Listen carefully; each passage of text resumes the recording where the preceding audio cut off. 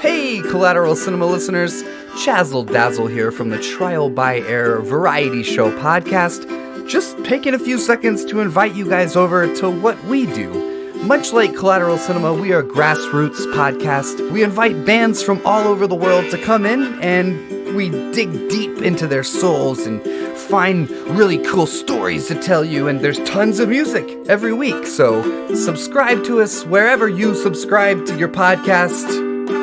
We look forward to having you. Tonight on the Director's Cut, we tackle our top 5 favorite horror movie moments of all time. And we also have a random movie review for Sleepaway Camp 2. So stick around. The show starts right now.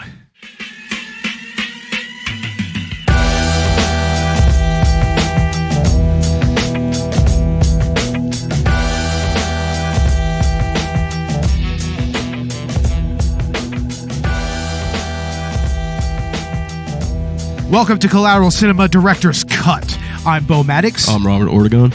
And we are podcasting straight from somewhere in South Texas. And yes, my friends, we are a 420 friendly podcast. So whatever you have, smoke it if you've got it. Welcome to our new bonus content, which we will be releasing at least every other weekend in between our main episodes. Right, Robert? If we can try to do that, right? If we can. That's what I'm thinking. I'm pretty sure that we can. We're recording on a Tuesday morning, at least 2 in the morning. Yeah, it is Tuesday. It's like, what, 2? Yeah, at least. But, you know, it's whatever. I mean, it was Monday when we started hanging out tonight. So yeah, I didn't get out of work till 1 in the morning right now, so I'm up. And Beau's is an insomniac, so he's not going to sleep. Oh yeah, of course. I'm going to get shit sleep tonight. Like that's just a given. Same here. Damn yeah, definitely. But ladies and gentlemen, what we're trying to do here is just kind of provide content weekly. And instead of trying to get everybody together to get a podcast going every week, which so far has kind of been a little bit of a pain in the ass with lately. Me not showing up, sorry. Oh, God damn it, Robert. Robert is not showing up. I don't know. I'm just like tired as shit after I get off of work, really. I don't know. Yeah, we understand. We understand. But this right here is just a way that we can kind of provide something a little different for our listeners. So, Robert, what are we talking about tonight? We are going to be talking about the top 5 of our most horror kill scenes. Our most favorite horror kill scenes, right? Exactly. And then we're going to have another discussion about Sleepaway Camp 2 on Happy Campers. So. Oh, yeah. We have that playing in the background as per Collateral Cinema tradition. I mean, that's going to be an interesting movie to talk about. I mean, we were watching it the other night, and it was a lot of fun. So, yeah, we watched it last night, and then we watched the first one. Yeah, we had to watch the first one. We should have watched the first one beforehand, of course. Yeah, exactly. Watch it in order. But anyway, yeah, we're going to start giving more topical content to everybody out there in the Podern family and on film Twitter and just in podcast world, of course. And tonight we're talking about our top 5 personal favorite horror movie moments. I mean, you and I are both horror aficionados, I guess it's safe to say, right? Yeah, what's funny is we'll grab whatever horror we see at like half-price books, and if it looks good enough, it probably is, right? Oh, definitely. Like, especially if it's like multi-movie box sets or digipacks or whatever, you know? Anything 80s or 70s. Oh, definitely. Yeah, I mean, I have quite a few little box sets like that. Oh, yeah. So. Bundle packs, if you can get them in a bundle, dude, they're great. And, of course, I have my massive DVD collection right behind me. I have all kinds of movies right here. Right, Robert? Oh, yeah, it's pretty much a library.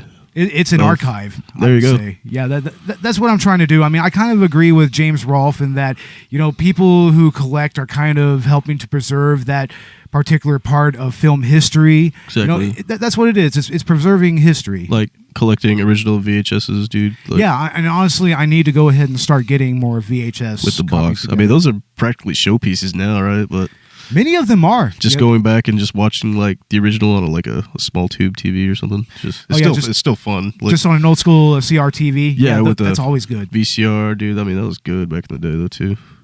Yeah, definitely. But there's many horror movie moments that we have culled our lists from, and this is just a list. It's not a definitive list. Yeah. We're probably going to come back to this particular topic in future director's cut episodes and narrow it down to our most favorite. Probably. Yeah, because there's so many different movies that we have, so many different horror movies. That it's really hard to actually just choose even 5, you know? Yeah, I mean, they're all great. I mean, I'm pretty sure I got like a top 20 list. At the very least, right? Hell yeah. But here's what we're going to do. We're going to go ahead and start at number 5. We're going to go all the way down to number 1, and we're going to go ahead and start with you, Robert. What is your number 5 favorite horror movie moment? So my number 5 horror countdown is going to be Slumber Party Massacre. Oh, excellent. The original. And it's the pizza boy scene where he gets both his eyes drilled out right before they open the door. That's a fantastic scene. I mean, it comes a little bit later in the movie, though, right? Yeah, right towards the ending, where they realize there's a driller killer just running around. Yeah, and the practical effects in that scene was really cool. I really like the eye gouging effect and everything. Oh yeah, that was freaking hilarious. And of course, I mean, it's a classic horror movie trope. You know, the body kind of falling out of a door, you know, whether it's a closet or a pantry or even just a front door. What's funny was they get over the pizza boy just being dead, and then they go right to eating the pizza. Cause I know, right? That is so funny, dude. That's so ridiculous. It's like, okay, there's a dead guy right here. We're gonna eat. We're hungry. Like, there's a killer running around. Yeah, I'm not going to wait. I mean, this pizza's still good. I mean, it's fucking pizza. Pizza.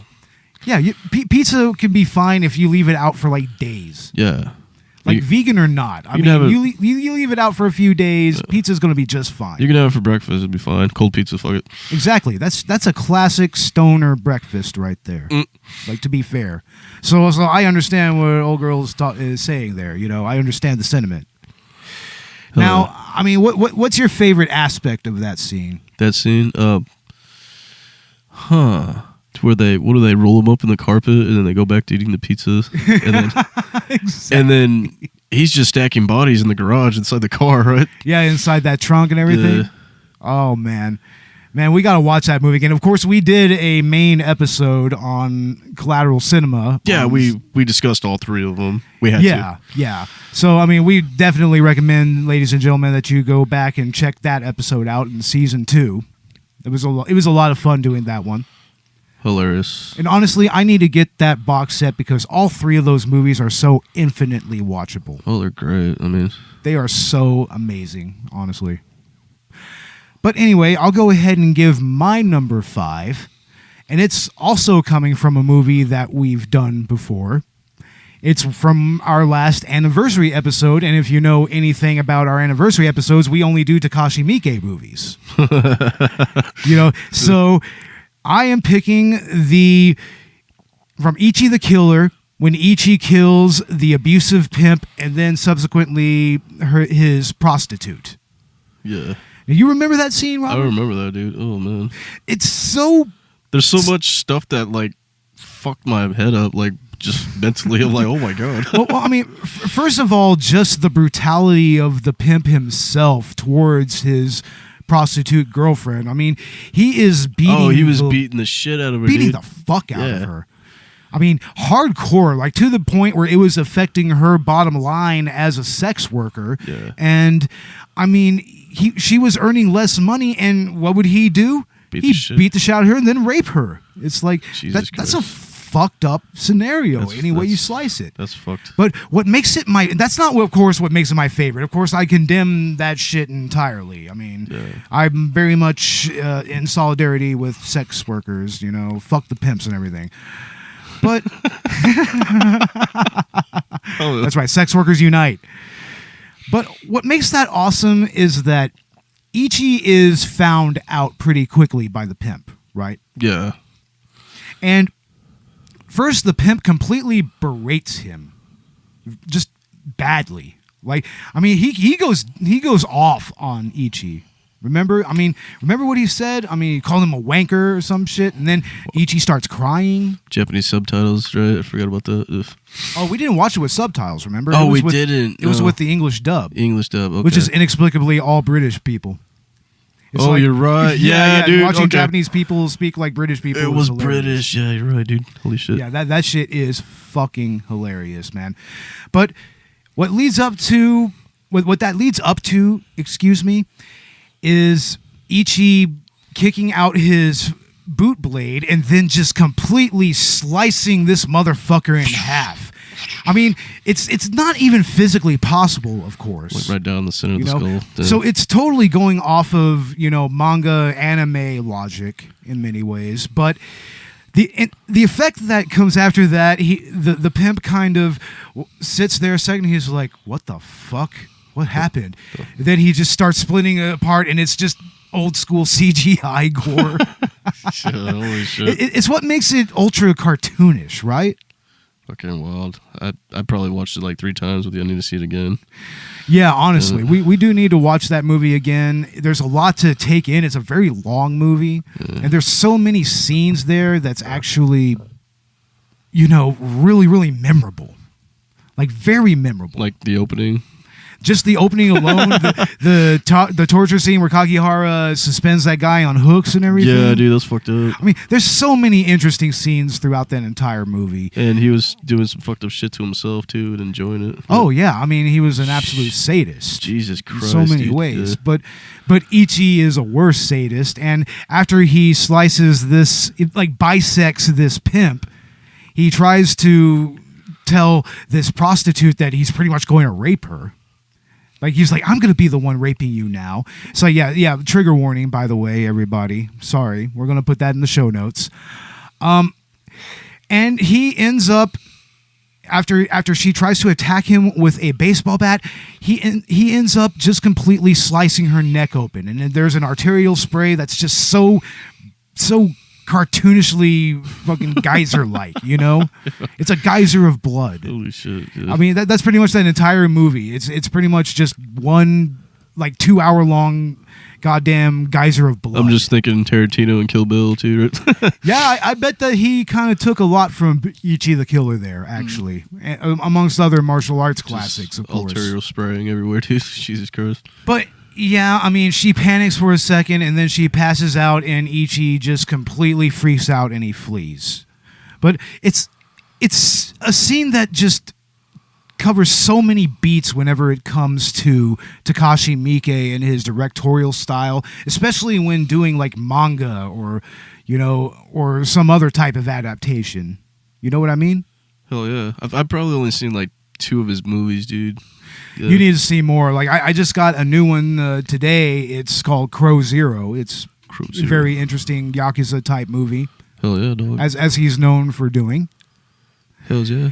And yeah, that's my number 5 favorite horror movie moment. And yes, it is a horror movie, ladies and gentlemen. Don't get it twisted. Ichi the Killer is horror. Straight horror.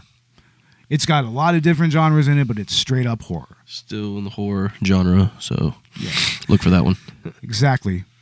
So, Robert, what is your number 4 personal favorite horror movie moment? My number 4 countdown is going to be The Burning, the raft scene with the hedge clippers.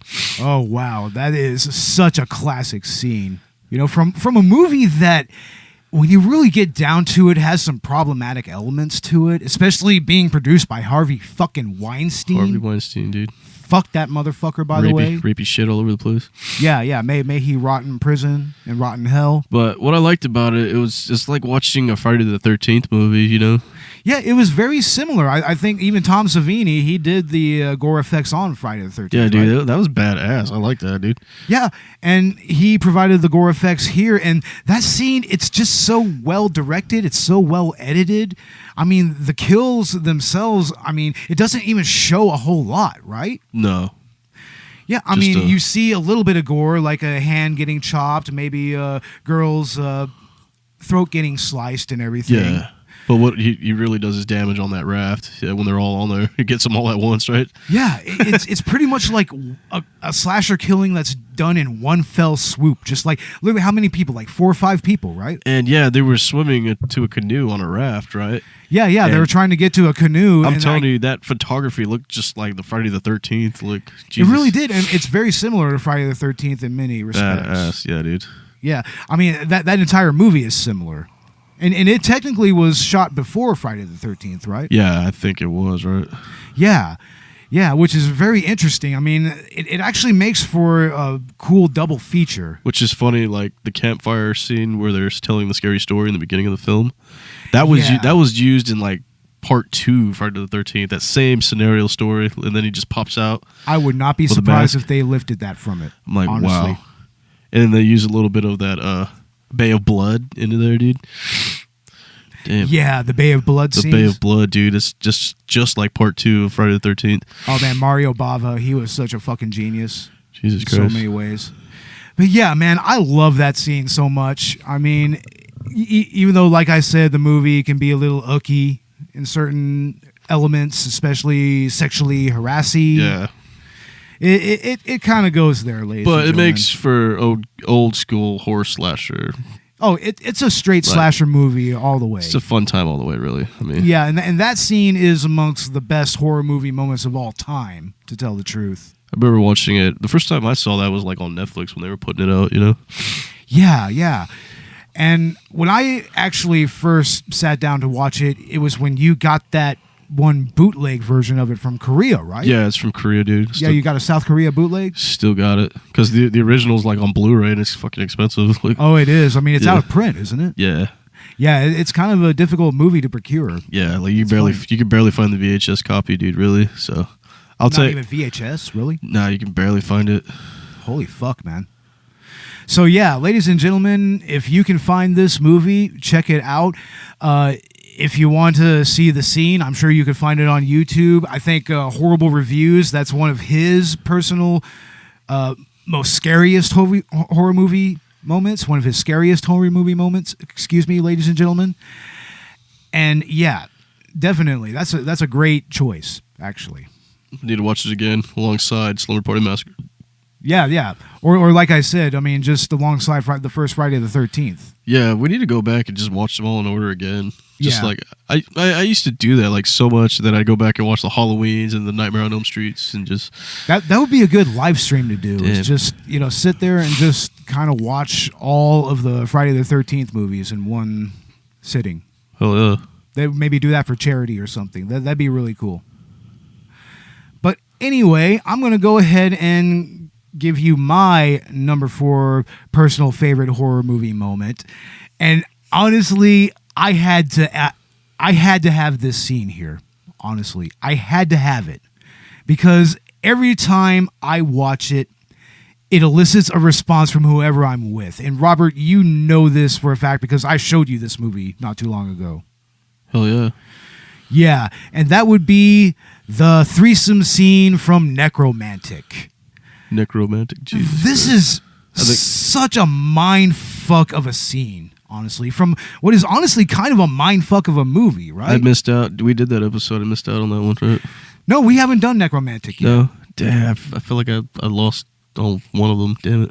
No, you're thinking Visitor Q. Visitor That was our Q. last disturbing movie that we did. There you go. Yeah, I missed that one. Fuck. Yeah, that I missed sucks. Spawn too. Shit. Damn it, Robert. You got to be more on point, bro. Damn it. Damn it. You blew it, bro. It'd be easier if I was just living in Ash's basement. If I was the guy on the couch. You know? Hell yeah. At least I'm there, right? Yeah. Ash, if you're listening to this, yeah, you know what this motherfucker's saying. The guy on the couch, sincerely. Exactly. But this scene is memorable for one because of the fucking soundtrack behind it. That piano theme. It's such a loving and romantic fucking melody, and having that playing while this gruesome scene where these two people are having sex with a corpse, a threesome with a corpse, it's just so audacious to me. Jesus Christ. The audacity of it is what makes it memorable to me. The audacity of that entire movie is memorable. Jesus Christ. I mean, the second one is pretty okay. It's a little slower and a little longer, maybe. But that has some scenes that's pretty grody and memorable, even. But this one is just also shot in a way where it has this weird kind of camera effect on it that gives it this dreamlike quality. It's almost like it's happening, but it's not happening. Can you refresh me on some of those kill scenes? The kill scenes in Necromantic? Yeah. Well, there's not so much kill scenes in it. There's at least one scene where he actually kills someone, and that's that. Yeah. It's the prostitute and then the grave digger. Holy shit! Near the end of the movie. And I think I'm getting two movies mixed up here. Yeah. Oh, you are? God damn it! I showed you that movie, bro. Yeah, it's just. How could you fucking not remember that movie? Damn it! I watched so many damn movies, Beau. I understand. I mean, look at what I have behind me. Oh, yeah. Shit gets kind of, you know. I've probably only seen it once with you. Yeah, shit gets a little lost in the milieu. Yeah. So to speak. Need a quick refresher on that one. Damn it. But I mean, this is one of the Cult Epics releases that was numbered. I mean, I don't think there's any more of them anymore. I mean, I think they had a limited release. And I mean, I just love even the corpse effect. The corpse effect is so gushy, and I mean, there's an eyeball that's popping out and everything. Jesus Christ. Oh, homeboy puts it in his mouth. I mean, to me, it's also a very funny scene in a movie that I think is very much a dark comedy in so many ways. I mean, that's a movie that gets funnier every time I fucking see it. And I actually like to watch it every now and again because, I mean, it's a fascinating movie. I mean, there's a lot of different type of symbols that are used throughout the movie. There's lots of symbolism there, you know, especially fascist imagery and whatnot. Damn it, Beau. So, you got a twisted mind, Beau. Shit. Yeah, but I mean, it's an interesting movie, and there is a animal abuse scene that sucks to sit through, but it's still also kind of meaningful to the plot, but which kind of puts it up there with Cannibal Holocaust a little bit. Oh man, that movie's crazy. Yeah, shit. That movie is insane. Yeah. But yeah, that's why I think that movie is one of my personal favorites and one of my most memorable horror movie moments, you know. And it's from a movie that's already kind of outside the box when it comes to the horror genre. So, hell yeah. You know what I mean. Anyway, Robert, what is your number 3 personal favorite horror movie moment? My number 3 countdown is going to be Intruders. Yeah, the kill scene with the meat cleaver. Oh man, that's such a classic scene, dude. From a classic movie. It's a full moon production, but I mean, it actually has Sam Raimi and Bruce Campbell in it, right? Oh yeah, and Renee Estevez too. And Renee Estevez is up in there as well. Hell yeah, man! Renee Estevez is in the movie that we're going to be reviewing here in a little bit. Actually, Sleepaway Camp 2, right? Unhappy Campers. Yeah. Oh yeah, I mean, we're already at a very pivotal scene, so to speak, here on the panty raid scene. The panty raid scene. Now they're raiding their jock straps. Oh my god! Damn it! Oh, 80s movies never change, never fucking change. But anyway, what do you think makes that scene from Intruder so memorable, above all else in that movie? It's, the whole time you're thinking it's that girl's boyfriend just running around killing people. Yeah, they definitely set it up that way. Yeah, they set it up to where you think there's at least 1 or 2 killers, right? That's what I'm thinking. Yeah. I mean, to be fair, that boyfriend is a total fucking dick. Yeah, he looked like a drug addict. Even a straight up abusive asshole. A drug addict with a mullet, just an asshole. Yeah, I mean, and being ultra possessive of his ex-girlfriend and everything. I mean, that's super not cool, of course, Hell no. But I mean, there's lots of interesting scenes in that movie. Yeah. Like I like the trash compactor. Yeah, one. crushes his head. Or that's actually a cardboard baler, I should say. It's not a trash compactor. Yeah, it's a cardboard baler. It compresses cardboard together where it's a little more manageable to deal with. So, but I mean, what else? I mean, they had some great moments in that film. Shit, a lot of them, like especially when the reveal of the killer. Oh yeah. Which I don't know. Should we spoil that here? Nah. No, let's not. I mean, we're already spoiling specific scenes. Yeah, that's going to be a future episode for us. Yeah, that's a future episode that's coming later on this season. I'm hoping to get some kind of special guest on that episode. We've been pushing that one aside since season 1. I mean, yeah, we were originally going to do it in season 2, but then we did Leprechaun Returns. Yeah, I substituted that because it was only right, really. That was a good call. I mean, we ended up talking about that entire franchise as well. Hell yeah. Which is totally awesome.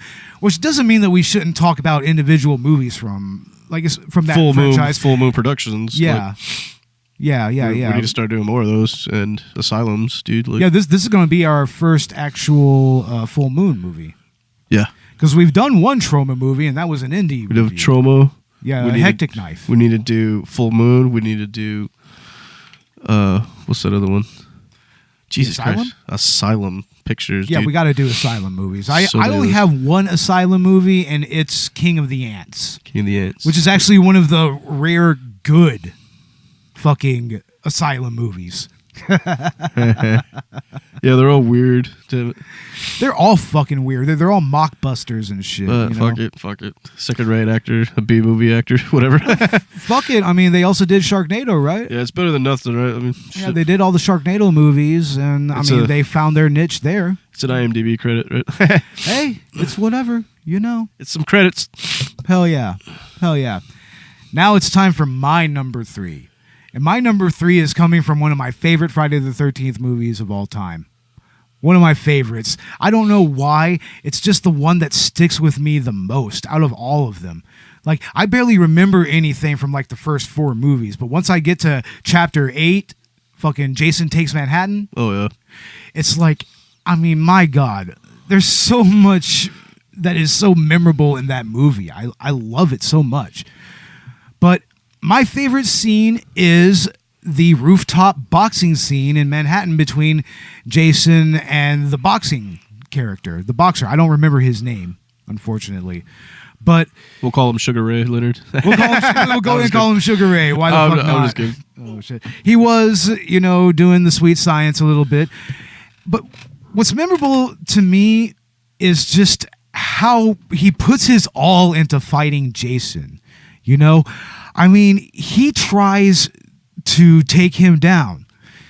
He tries to take him down, and Jason just ends up beating his ass and then just punching his head off in one fell swoop, right? Oh, just one hit, dude. Damn. It was that's right. He didn't even really beat his ass. It was the boxer that was doing the ass beating. Yeah, it looks like the boxer got winded just from beating the shit out of Jason. Yeah, and by that point he was a high school caliber boxer. I mean, he was already at least somewhat well trained. I mean, he was obviously young and early in his career, but Jason can take all that. Of course Jason's going to take all that abuse. Dude, that's Jesus. I mean, he's a fucking zombie. That's what he is. He's the ultimate zombie when you really think about it. Yeah, you're right. His outsides are like coming out. Yeah, I mean, by that point in the franchise, you can see his rib cage and his like. I mean, for fuck's sake! Eventually, Jason Goes to Hell. He's fucking swapping souls with people and fucking taking over people's bodies. I think when he got struck by lightning, then it was like, oh shit, he's supernatural now.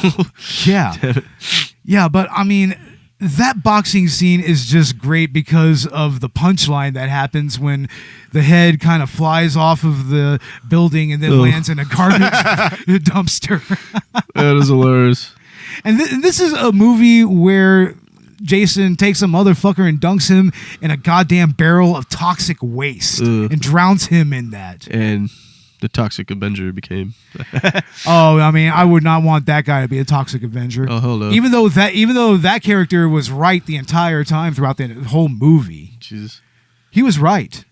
I mean, let's face it. Jason Takes Manhattan. I didn't watch them all in order. I forget where I watched them all. Probably from Jason Lives and then like the final chapter. I didn't even see the first one. Like in order, Yeah. Honestly, I kind of caught the Friday the 13th franchise out of order a little bit first. Same with the... Even though the funny thing is, the first one that I ever saw was the first Friday the 13th. Really? It was the very first Friday the 13th movie. Yeah. With a killer mother. I mean, you didn't know until the end. The whole time, when I was a kid, I thought it was like Jason doing it, but it was just first person killer. But yeah, Jason didn't come to the second one. Well, I mean, let's not forget that was such a misconception that was even referenced in Scream. That's a trick. That's a trick question. Who was the killer of Friday the 13th? Yeah, that was referenced in the first 15, 20 minutes of Scream. In Scream, and Drew Barrymore, and she failed. It's like I wonder how many people would still fail that. Honestly. That's a trick question. They're going to say Jason, right? Yeah, you think so? Yeah. I mean, you don't think that this movie has been around long enough that maybe people know I don't think. ending? Yeah, I mean, most people, but the next generation of us, of millennials, really don't know. Yeah, right on. Well, anyway, we're getting into our final two choices here. Robert, what is your number 2 personal favorite horror movie moment? My number 2 countdown would be the original Halloween. Excellent. Where he kills the girl in the backseat of the car. Oh yeah, that who is the character that he kills? It's like, and doesn't she initially find her boyfriend dead in the car? Or am I thinking of something else here? Oh, you're thinking of the van scene, but when that Linda chicks? Yeah, that's who it was. It was Linda, right? Yeah, when she goes out because she wants to meet somebody. Yeah, she's waiting for her boyfriend. Exactly. She's going to go pick him up, bring him back. And I'm pretty sure by that point, Michael had already fucking... Yeah, he's in the backseat of the car. He'd already killed her boyfriend, right? I don't think she ever made it to go pick him up, right? Oh, yeah, you're right. He was going to go pick him up. And that's what she was going to do. Oh, shit. He's strangling her, and then he slashes her throat, like right there. And then you got that music or that scoring that just blasts. And she was honking the horn the entire time, and Tommy could hear that from the other house over. Dude, right? that is an old horn. The whole neighborhood could hear that shit. Right? Yeah, it's amazing that nobody didn't come out and just fucking say, "Hey, shut the fuck up, man! What the fuck is this shit?" Right. Now, of course, they probably would have been killed, but eventually. That movie's still badass, though. Look. Oh, yeah. And, of course, that is our second ever movie that we ever did on the main podcast, right? We did that in season 1. All the way back in season 1, like 2 years ago. Can you believe that? Yeah, that was one of my first picks, right? Wasn't it? It was, yeah. That was. We did that after Food Fight. Foo Fighters. Fucking Food Fight. Yeah, ladies and gentlemen, we recommend that you go all the way back and listen to our early episodes. You'll hear the evolution of our sound, so to speak. Kind of recapping on some of our greatest moments. Oh, yeah, definitely, man. We got to recap on those moments. But, yeah, man, that scene in Halloween is so fucking awesome. I mean, of course, like I think that the best scene out of that is, the final confrontation between Jamie and Michael. Yeah. That final moment's like, especially, like my favorite is when she's in the closet and he starts busting in there and he's breaking through the little blinders and everything. And he just got done killing all her friends. Yeah, and he's coming straight for her. And what does she use? She uses a coat hanger. Right? She pokes him in the eye. Yeah, and that maims him momentarily, and he is able to escape. He drops the knife and stabs him. She should have grabbed it and just went for his gut, dude. Like, seriously. Or just went for his throat. Yeah, stick him in the throat or something. But, that never happens in these types of movies, right? Nope. Never. There's always a build-up right before the chase scene.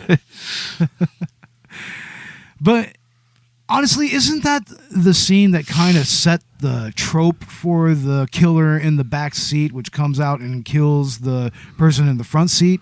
Is this the movie that kind of set that trope? Or does that go back a little further? I'm not really sure. I mean, that's 1978, right? 79? Shit. Yeah, as far as I know, that's the first time I ever saw that trope in a horror movie. Yeah, I mean, I don't think you see that until the 80s, right? Yeah, and of course, I would argue that Halloween is, even though it came out in 78, it's pretty much the first official 80s slasher movie. Yeah. Let's face it, that's the start of the 80s slasher boom right there. We went into Halloween 2. That was like 1982 or something, right? Yeah. But, I mean, there's just so much about that movie that is memorable. And ladies and gentlemen, if you want to revisit that movie, check out our second episode ever. We did it on John Carpenter's Halloween. So, yeah, check that one out. And, check it out. Of course, check the movie out. It's always a fun watch, no matter what. I know many people watch it around Halloween, but, I mean, seriously, it's good shit. Yeah. It really is. Now, my number 2 scene is from David Cronenberg's The Fly. And there's many scenes in that movie that lots of people will bring up, like the transportation scene with the baboon, for one. And also, whenever he's starting to molt into the fly near the ending. Jeff Goldblum. Yeah. And of course, anything with Jeff Goldblum is amazing. It's fucking great. But my favorite scene from that movie, and just personal favorite horror movie moment of all time, is the insect politics speech. I mean, by this point, he is deteriorating big time, like physically and mentally. Like I think that's where he first discovers that he is able to vomit up the acid so that he can eat his food and everything. And then he gives a speech to his girlfriend. I think that was Gina Davis, I believe. I think she was in that movie. And he gives this speech where he talks about insect politics, which is an interesting topic, to say the least. I mean, I don't recall entirely what he says, but I mean, it kind of goes down to basic themes of identity, and that's kind of what that movie is about. It's about a complete changing in identity, identity as a person, and also just as a member of the human species. I mean, he eventually morphs into something different at the end, and that's basically him kind of coping with the changes that he's undergoing, right? Oh yeah. I watched that movie a few times, and what I really grew up with was the Vincent Price version of that movie. And that's also a classic. Yeah. I mean, I think they did 3 movies of that, like Return of the Fly and some other one. Yeah, originally, and they also did a sequel to Cronenberg's The Fly. There you go. Well, Jeff Goldblum, damn. Great performance, though. Yeah, he owned that character 100%. Like even down to emulating Einstein and everything. Fucking wild. And then all the weird changes that he has, especially when he becomes like a sexual dynamo, and he's just like impressing every woman that he's with, and then he starts climbing on the fucking ceiling and shit. Yeah, fly. Shit's coming out, damn. But like I said, in the insect politics scene, I mean, this is where he is pretty much too far gone. I mean, he is turning into something that is not human. I think by that point, he pretty much isn't human anymore. Yeah. I mean, he's collecting all of his body parts in his bathroom. I mean, his penis already fell off, for fuck's sake. Jesus Christ. And, I mean, he basically gets down to how insects kind of...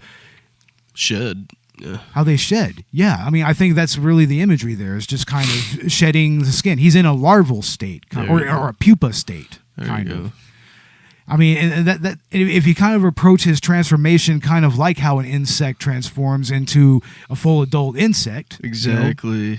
Larval, pupae, and then fucking adult. I mean, it actually kind of makes sense. That's freaking crazy. Yeah. But it's a scene that I definitely recommend you check out on YouTube if you want it out of context, but definitely watch the movie. I mean, the ending is fucking superb. And it's practically almost like an opera in a way. It's like a horror opera, kind of. And honestly, totally look into videos on YouTube which go into that a little more detail. Hell yeah. Do your history. Definitely.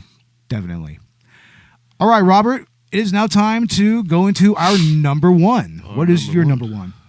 My number 1 countdown is going to be Alfred Hitchcock's Psycho. Oh, and hell yeah. That is the shower scene with Janet Leigh, bro.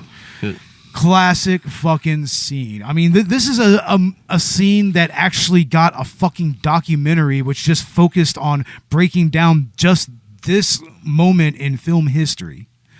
I mean, I haven't seen it, but I mean, it's definitely a compelling scene to look at from a cinematic perspective. Oh yeah, I think they set up for like a week doing that shower scene. Well, yeah, everything had to be meticulously planned out in order to get the right impact. Yeah, especially back then when Hitchcock had so many limitations on what he could show. You can tell there was like 3 or 4 different takes, just cut cut into one shower scene, really. Definitely. I can see it. I mean, her hair's wet. It's not wet. But and also the way that they actually show the killer in that scene. Yeah. You actually don't see Norman's face at that point. Anthony Perkins. Anthony fucking Perkins. The whole time you're thinking it's the mother, and it's like you don't find out till the end, like it's him. Oh, that's a great ending when he's just staring at the fucking camera. Yeah. He's just so evil and just smiling. He's just gone. It's like, holy shit. It's like, yeah, there's like nobody there but him and his mom, and that's it. But yeah, I mean, just the way that it was edited. I mean, it was ultimately very horrifying. The way Alfred Hitchcock can tell a story, right? I mean, yeah, because, I mean, for one, he adhered to show, don't tell, for one. Yeah. And two, what he showed was so masterful because it made you think that you were seeing more than was actually there. It just let your imagination run wild, yeah, really. Kind of in the same way that Texas Chainsaw Massacre was originally seen as this sick, brutal gore fest, but it's practically bloodless. Yeah. Or what he did with Rear Window, dude. Remember that? Oh, yeah. I mean, where that's pretty much like an entire, single shot in many respects on a fucking huge soundstage. Well, yeah, dude. Just the logistics of that must have been a nightmare, but he was just the man to pull it together. Holy shit. I mean, yeah, there's a lot of fucking awesome James shit in Stewart. Hitchcock movies. James Stewart, watch it. Oh, James Stewart. Hell yeah, dude. He was so perfect in that role. But what do you think makes that scene most memorable? The shower scene from Psycho. Oh, probably just the knife just repeatedly going into her, and then just, you see the blood going through the drain. Yeah. Once again, that goes back to the editing and the actual direction. Yeah. It was what Hitchcock could actually show. And then when she finally does collapse, you see her eye just like go blank. Yeah, it's close up, right? It's a close up. And they did that with the remake too, with Vince Vaughn, right? Because they don't actually show her dead body, right? Yeah, they do. Oh, they do? Yeah. Right on. Okay. And he's cleaning it up. He wraps her up with the shower curtain. Oh, I see. Drags her out into the car, dumps her in the lake. Ooh. Yeah, and the scene where Anthony Perkins comes back into his current frame of mind as Norman Bates. Yeah, he comes back as Norman Bates, and he's like, somebody shit, kill her. Blood. It's blood, like all of the blood everywhere, and then he's just like, fuck. Yeah. It's like, it happened again. Why, mother? Mother. And you think it's his mother. You don't even think he's the killer. That's crazy. Yeah, that was kind of the original form of misdirection there. That is the shit. Yeah, I mean, Hitchcock was definitely the original master of that type of suspense. That's fucking crazy. Oh, man, I fucking love it. But all right, I'm going to go ahead and give my number one, and then here in a second, we're going to go ahead and go into the movie review portion of this episode. And my all-time personal favorite horror movie moment is just the entire 35-40 minute ending of Dead Alive, aka Brain Dead. Oh my God. There's so much shit that happens in there that I just couldn't pick one particular moment there. I had to pick that entire ending. I mean, from the moment that the zombies break out of the fucking basement and start attacking the party, all the way up to Lionel's mother pretty much giving him a rebirth in a way as the ginormous, hideous mother monster. That movie's fucking sick too. Yeah. Oh man, there's so much that happens in there. Like the guts come alive; they come out of Homeboy's torso and everything, and they're like zombie guts, and they try to attack Lionel. Jesus Christ! Yeah. And of course, I mean, we can't forget the fucking lawnmower scene. Oh my God, the gallons of blood that was used there. It fucking rivals Riccio. Like Riccio is like the next goriest thing I can think of. And then under that, maybe Evil Dead. Riccio, yeah, Evil Dead. Jesus Christ, dude.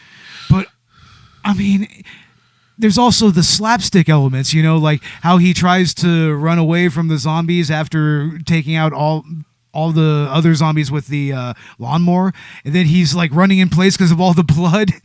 Then he has to like step on a bunch of fucking severed body parts and a head and everything.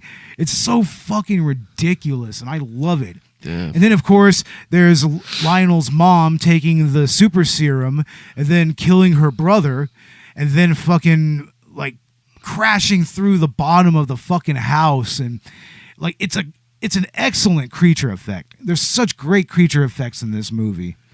And it of course, leads to the aforementioned birthing scene. The rebirth scene, I should say. The rebirth.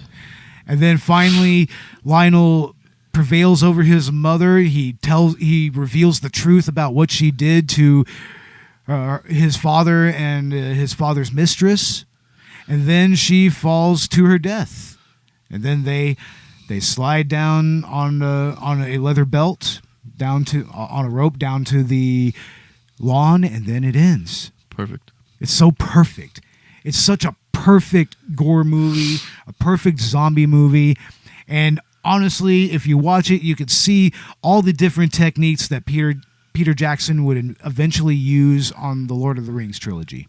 Lord of the Rings. It's so fucking superb. I highly recommend that if you can find this movie, ladies and gentlemen, fucking watch it. It's so much fun, and it's worth it just for those last 30 to 40 minutes that happen. It's just so fucking great. Robert, what do you think? I think I need to see it again, too. I know. It's a movie that you want to watch over and over again. I think we need to go back and binge some of these movies again. I think we need to do Dead Alive on the fucking podcast, on the main podcast. Hell yeah.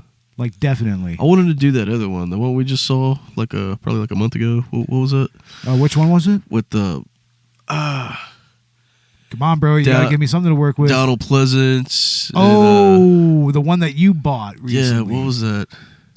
Something about an axe or something? What was it? Yeah, there was like some blood killer. Just kept bleeding from his nose. Yeah. God, yeah, I feel stupid right now. I don't know. We'll figure Donald it out. Donald Pleasance, Jack Palance, and Martin Landau. What was that movie, dude? Oh, fuck. I don't remember. I don't remember what it was. Ladies and gentlemen, if you know what this movie is, please tweet at us unless we figure it out beforehand. We'll probably Google it after this episode. Damn. But yeah, ladies and gentlemen, that is our top 5 favorite horror movie moments. And now, what we're going to do right now is we're going to take a quick break. And then when we come back, we are going to take on Sleepaway Camp 2. We're going to give that a review. So hit us up after the bump. After the bumps. Check us in a little bit. There used to be this camp about 60 miles from here. Camp Arawak. All these kids started getting killed. Well, it ended up that the killer was the shy 14-year-old girl that everybody picked on. Except she wasn't... Baby, you're supposed to be in the cabin. Let's go. Wait, what happened to the killer?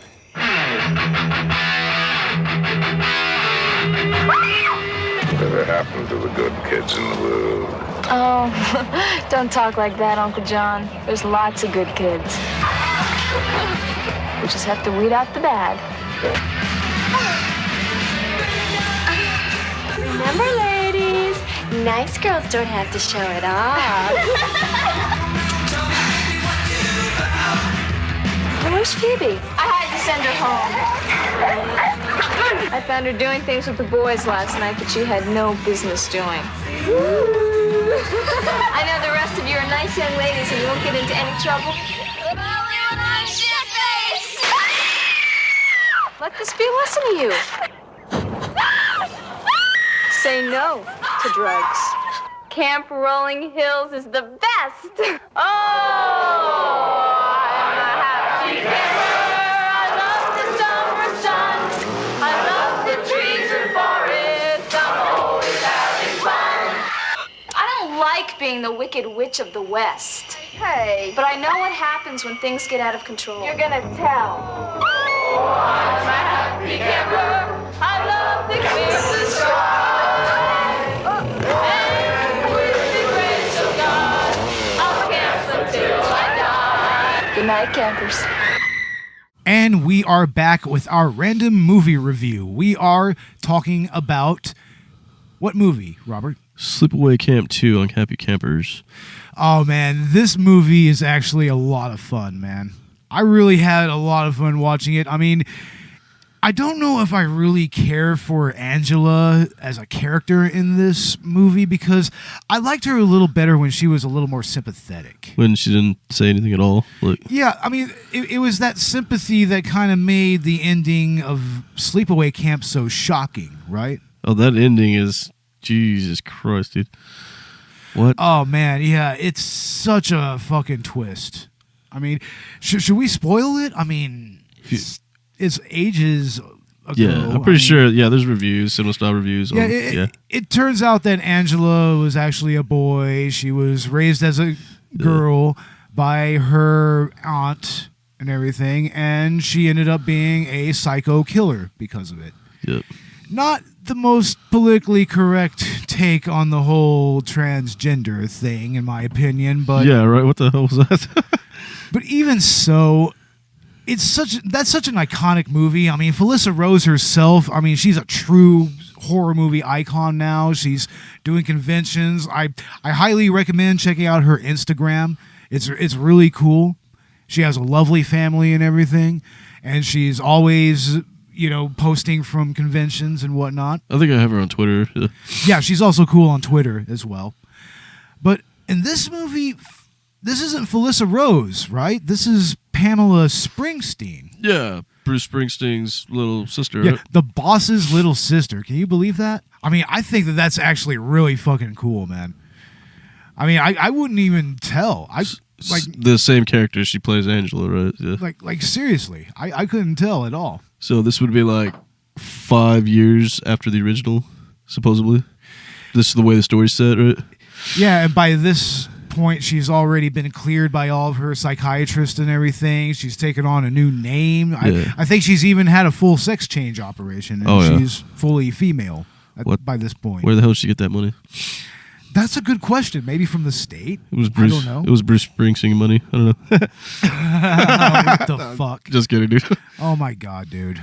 Let's not even fucking go there, dude. Jesus Christ. I had to do that. Sorry.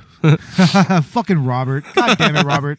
Is this why we don't have you on the podcast anymore? Yeah. I guess so. Yeah, right. Nah, I'm just playing, dude. I guess, I know where I'm not wanted. But back to this movie, what do you think about Pamela Springsteen's performance ultimately? Oh, I think it's hilarious. Yeah, it's kind of played for laughs throughout the whole movie, right? Yeah. Except for one scene. One scene when she kills that girl by drowning her in the... Excuse me, ladies and gentlemen. Apparently we have a radio coming on in the studio. The Spanish channel's coming on my... Yeah. And by the way, this episode's going to be mostly unedited, so yeah, you are probably going to hear that. Cool. I'm not sure. I'll go ahead and take a look at it afterwards. So you were talking about one of those death scenes with drowning her in the toilet, right? I'm thinking. Yeah. She drowns that one girl in the toilet, and it is especially sadistic, actually. I mean, she literally doesn't give a fuck about this girl at all. I mean, that's what's kind of weird about all these kill scenes in this movie is that she kind of, in a way, does it because she cares about the campers or the people that she's killing. Yeah. It's kind of this perverse way of showing love, in a way, for her friends. That's funny. I mean, when you think about it, and it almost kind of makes it a little tragic, right? What the hell was she thinking?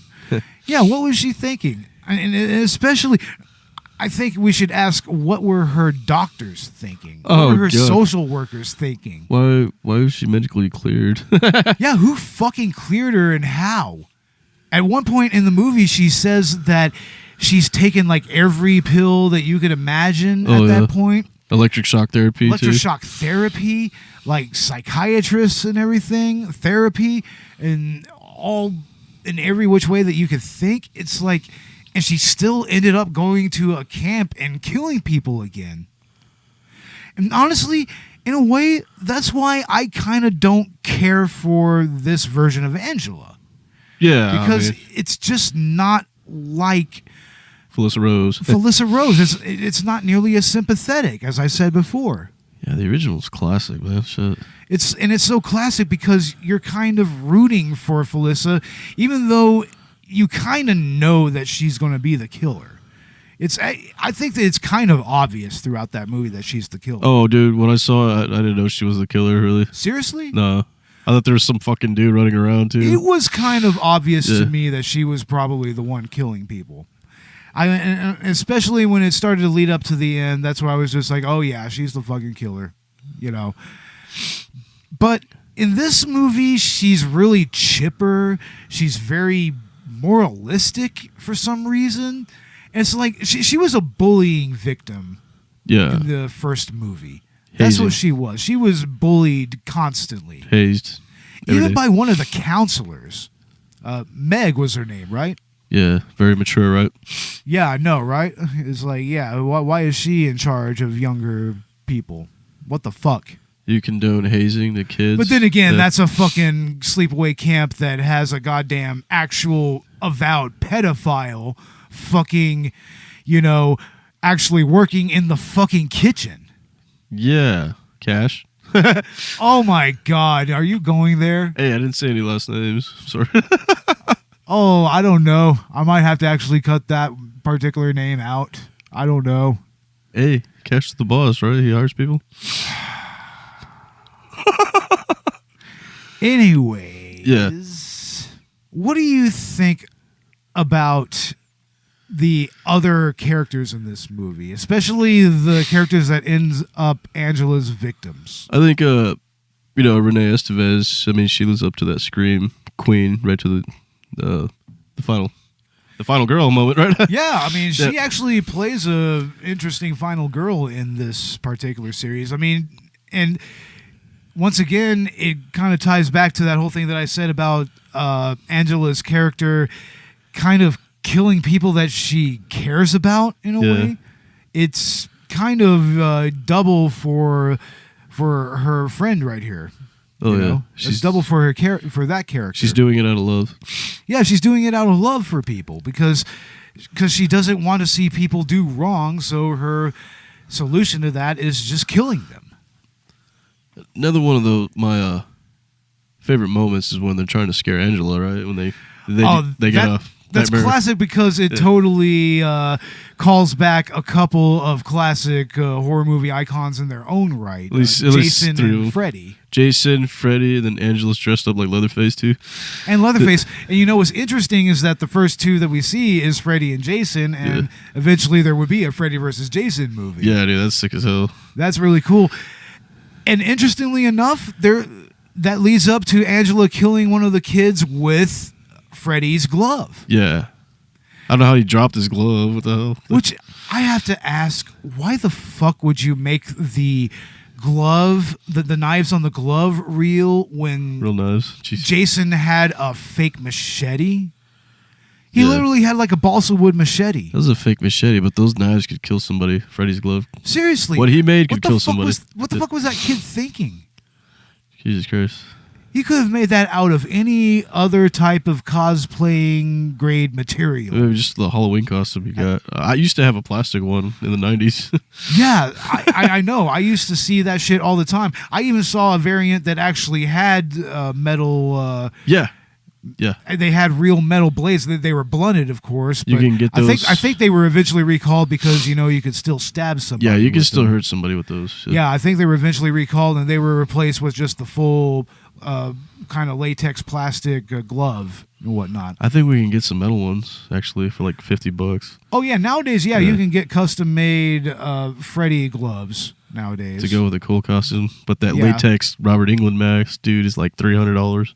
Oh man, yeah, that's big time horror movie prop replica / cosplay accessory. And it looks just like a molding. Like, dude, I like the Part 4 version. I think I like Part 4 and Part 2 versions of that latex. Yeah, definitely. But yeah, that is one of many memorable kill scenes. What do you think is your favorite kill scene from this entire movie? Oh, one of my favorite kill scenes. Jeez, man. There's so many of them, right? Yeah, there's a lot of them. Probably when, I don't know. Jesus Christ! Yeah, I'm going like blank right now. Because it's almost kind of overwhelming because there's so many characters here that die, like even more so than the first movie, right? Oh yeah. The first one they were like pretty elaborate kills too, right? Like, very elaborate. Here they're almost they're completely played for laughs. I mean, 100%. I mean, especially the kills with the kids in the forest, with the Jason and the Freddy masks and everything. Oh yeah. Like that was so ridiculous because in a way it was like this movie kind of establishing its dominance over those horror movie icons. Oh yeah, dude. And then using the Leatherface costume to actually kill somebody as well. Like, wow. That was messed up, man. That was great. Yeah, I mean, like I said, there was a real sadistic streak to Angela in this movie. That honestly, I think that is, once again, uncharacteristic given how she was in the first movie. Right? Basically a salute your shorts camp. Oh, this is totally salute your shorts. I'm actually surprised that you even bring that up. That's almost closer to my fucking age right there. Yeah, dude. I remember watching that. Salute your shorts. Did you ever see Hey Dude? I don't think so. Yeah, that might be just a little more before your time. Or it might be coming from the same era. I don't know. Maybe they just stopped showing Hey Dude at that point. Hey Dude. It was a dude ranch, and the actual set still exists somewhere in Texas. It actually still exists. You can visit the actual set there. But after we're done, I'll go ahead and show you a video of that. But anyway, Robert, we'll go ahead and wind things down. What are your final thoughts on Sleepaway Camp 2, and what is your final rating? Okay, my final thoughts is that it's just a fun movie to watch. I mean, I would put it on every once in a while. And I'm kind of pissed at the fact that Amazon Prime threw this out. Netflix threw this out. I know. That's what they're wont to do. They remove movies all the fucking time. It's why I don't really prefer streaming. I mean, I only have like Shudder. Yeah. I pay. You pay monthly for that shit, and it's like, god damn, what the fuck? Now you got to pay monthly for like multiple apps and everything. Yeah, dude. That's a whole nother fucking can of bullshit that we can go into on another director's cut, maybe. Yeah. But anyway, great movie to watch. Sorry, bro. Great movie to watch. Watch part 3 because it's Pamela Springsteen again, and then she's changed her name. She's at another camp, right? Yeah, definitely. And it's just hilarious as the second one. I mean, not as good as the original, but yeah. Yeah. And what's your final rating? My final rating, I'd give it probably like a 3.5 or something. Yeah. 3.5. Yeah, that sounds about right for me as well. I mean, like I said, I don't particularly care for Angela's character in this movie. I really don't. I mean, it's funny, but I mean, it's just so far removed from what Angela was in the original movie, which was very sympathetic. I mean, you almost wanted to just go up here and give her a hug and be like, hey, it's okay. Yeah, I mean, fuck these kids. Part 2 and 3, you kind of really don't take it seriously because it's almost like Slumber Party Massacre. But then again, it kind of goes around full circle and return to Sleepaway Camp, where Felissa Rose eventually reprises her role. Interestingly enough, as a cop. That's on Netflix. A cop with a fake mustache and everything, which is hilarious if you know anything about the first Sleepaway Camp. Is it electrical tape mustache? Yeah, it pretty much, it practically is, honestly. It's practically a throwback to that. With a bunch of Guidos, juiced ups. Oh my God. Looking like Chachi. Jesus Christ, bro. Charles in charge. Wow. But yeah, I'm going to go ahead and give it the same rating. 3.5, that sounds about right. It's definitely something that, honestly, like you said, you can't really get it on Amazon or anything like that anymore. Not anymore, dude. I mean, really unfortunate, honestly. That's really unfortunate. Sucks, bro. But if you could find this movie, check it out. I mean, I'm sure that you could probably even find it for free on YouTube if you really want to look, or elsewhere. I mean, I'm sure even the illegal route, Robert. Or just buy your hard copy like us. Fuck it. Yeah, that's what we do. We buy hard copies. And that's what we're watching right now. That's Robert's DVD. Oh, yeah. How much did you pay for that? It was about $12 or $13 for it. That's not bad. No. That's reasonable for a movie of this caliber. I think I paid at least $15 or $20 for the original. And it's not even the original cut. It's not the uncut version. But even so, yeah, check this movie out. Check out the original Sleepaway Camp. You will not be...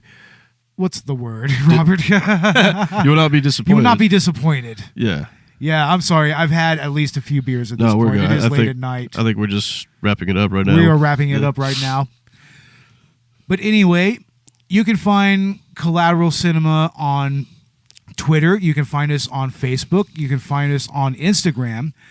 Check out our Patreon. We have $1 and $5 tiers.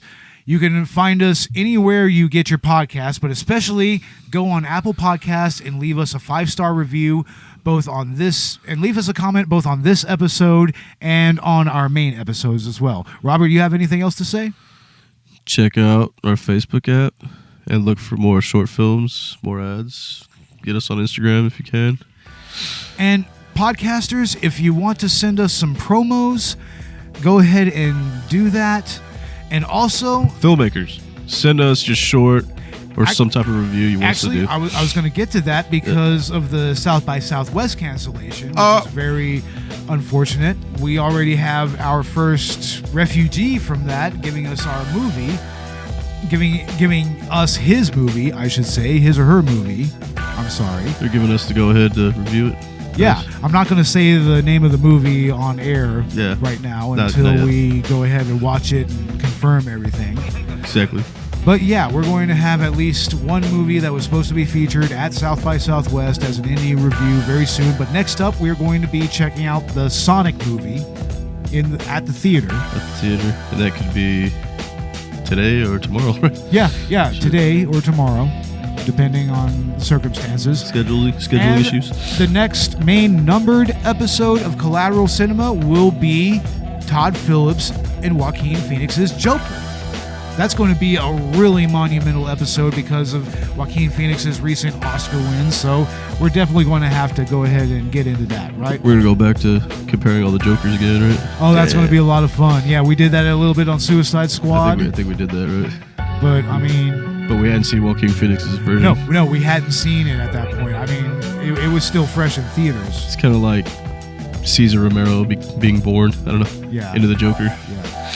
We never see the reborn of the Joker, or yeah, you're right. Form into the Joker. We only see the Joker. I mean, we saw it with Jack Nicholson when Batman threw him into that toxic sludge or whatever it was. Yeah. And then, but slowly forming. Yeah, we didn't. I don't think we've ever seen that. No. But anyway, we're going to go ahead and wrap things up now. By the way, also check out Collateral Gaming. I know that Ash will have a fit if we don't bring it up. Check them out. You can find them in the same places you can find Collateral Cinema. And as far as the director's cut, we are out. Out skis. Laters, y'all.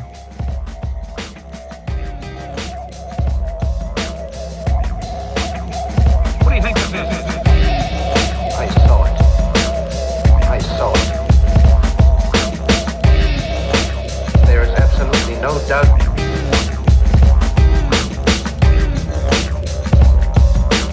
Are you ready to accept my domination?